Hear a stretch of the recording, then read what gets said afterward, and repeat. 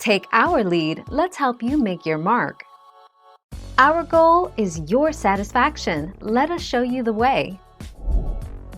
1 answer. Pre-basted turkey is indeed already brined. You can double-check this by looking on the ingredient list of the turkey packaging, and you should see a salt or vinegar solution listed. You can still soak the bird if you would like, but either use no salt or a low-salt brine, like a 0.5 to 1% solution.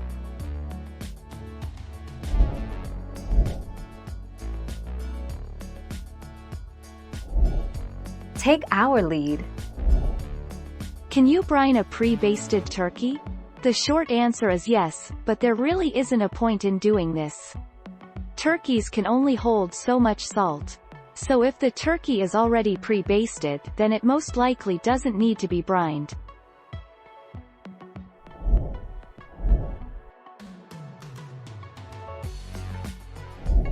Let's help you make your mark. Your turkey will cook more evenly and faster if you start it out at room temperature, so remove the turkey from the refrigerator 1 hour before roasting. If you plan to stuff your turkey, wait until you're ready to put it in the oven before putting the stuffing in the turkey.